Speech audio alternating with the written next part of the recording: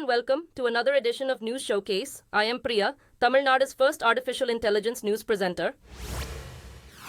Police fired tear gas on protesting farmers who have resumed their march on the capital Delhi after talks with the authorities failed to end the deadlock over their demands. The farmers claim they have months' worth of supplies on hand and are prepared for a long protest. To prevent their access, barbed wire and multiple levels of barricades have been set up along Delhi's borders. The protesters have threatened to break through government lines by using heavy machinery. Images from the Shambhu border showed thousands of farmers with bulldozers and earth movers ready to cut through the barricades. Many demonstrators flew kites to bring down police drones armed with tear gas shells that were flown over the protesters. The Samajwadi Party has indicated it was close to reaching an electoral deal with the Congress Party as India prepares for the general election in the coming months. According to reports, its leader Akhilesh Yadav said there was no dispute and there will be an alliance soon. A pact in Uttar Pradesh will be a major boost for the opposition India bloc, which is led by the Congress Party. The bloc suffered a series of setbacks, with one key player switching sides, while some parties said they would contest the polls on their own. India bloc hopes to unseat Prime Minister Narendra Modi in the polls, while Modi's BJP said there will be a landslide in its favor.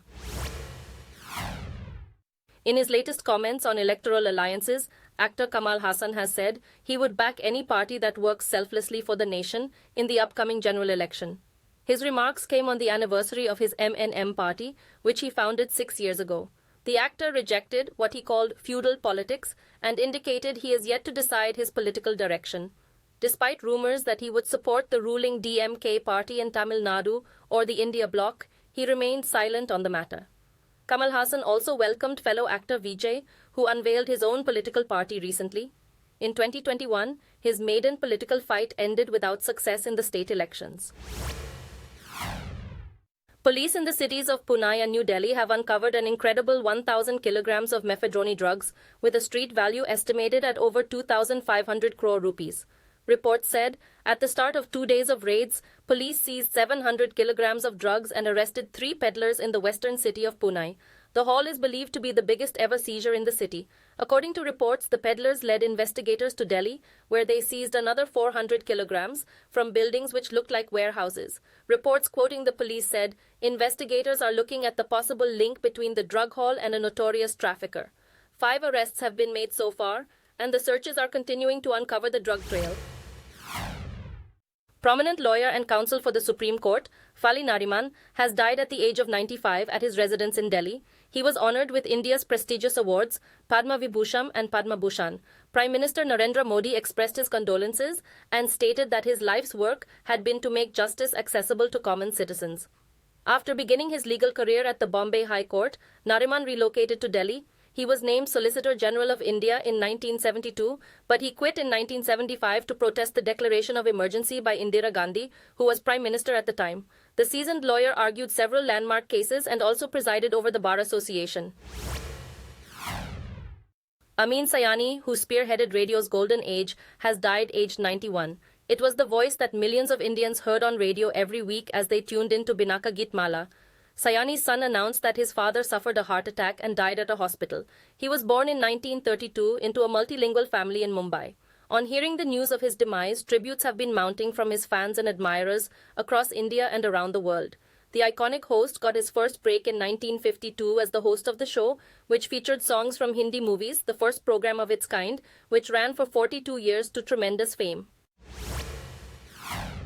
Reports in the Indian media say market regulator, the Securities and Exchange Board of India, has discovered a gap of more than $240 million in the accounts of media firm Zee Entertainment Enterprises. The report comes less than a month after the firm's planned merger with Sony Group's local subsidiary collapsed. According to people familiar with the matter, the details are still under wraps, and SEBI is thought to have discovered the possible embezzlement during an investigation against the founders of the firm. Reports said Zee's shares dropped as much as 15%, the sharpest fall in a month, before partially recovering. The latest findings could be a setback for the company as it tries to reassure investors after the collapse of the deal with Sony. The 4th edition of the Khelo India Winter Games opened in Jammu and Kashmir region with over 1,000 athletes participating in the event. According to reports, the games being held in Gulmarg include snowboarding, alpine ski, Nordic ski, and snow mountaineering. A sports official said extensive preparations marked the games and it would be a big success. The first edition of the Games took place in 2020, and hosts Jammu and Kashmir have come on top in both editions of the Games so far. The sporting event is organized by the Jammu and Kashmir Sports Council and the Winter Games Association of Jammu and Kashmir. Reports said it is supported by the Federal Sports and Youth Affairs Ministry. After a contentious election, two Pakistani political parties have officially agreed to create a new government. Under the agreement, the Pakistan People's Party will support the Pakistan Muslim League of Nawaz Sharif, who is expected to take office as Prime Minister once again.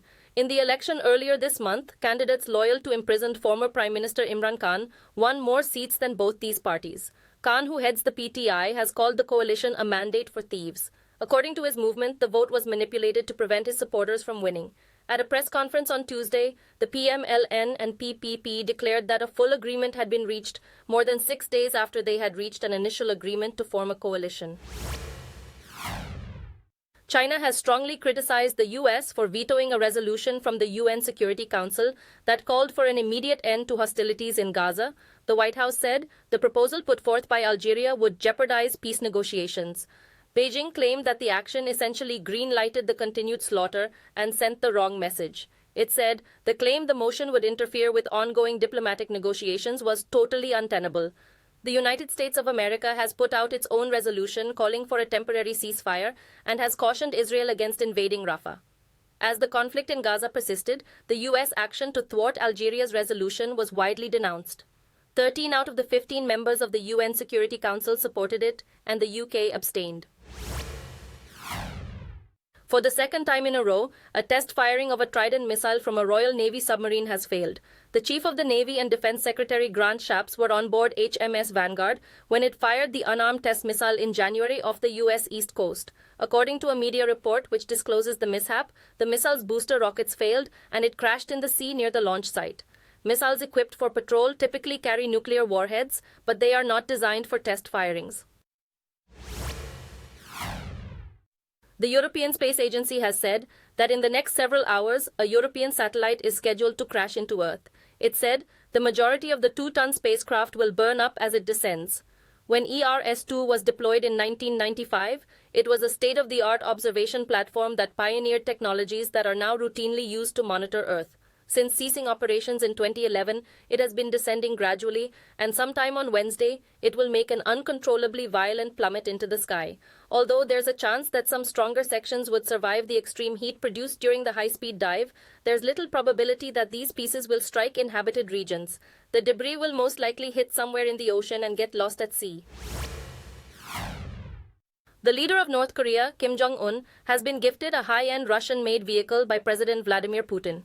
According to Pyongyang's official media, Kim's top aides received the limousine this week. A Kremlin spokesman confirmed the report and stated that it was an Aurus, a full-sized luxury vehicle similar to the one that Putin drives. Since Russia's invasion of Ukraine, the two geographically isolated nations have developed a tight relationship. Despite UN sanctions against both countries, North Korea is believed to be providing Russia with artillery, rockets, and ballistic missiles for the conflict, but both sides have denied violating the restrictions. Kim visited Russia in September, his first trip overseas in 4 years, and Putin welcomed him at the Vostochny Cosmodrome in the far east of the country.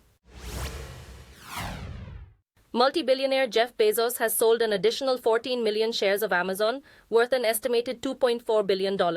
With this most recent sale, he has now sold roughly 50 million shares in the company for a total estimated value of $8.5 billion over the course of the last 9 trading days.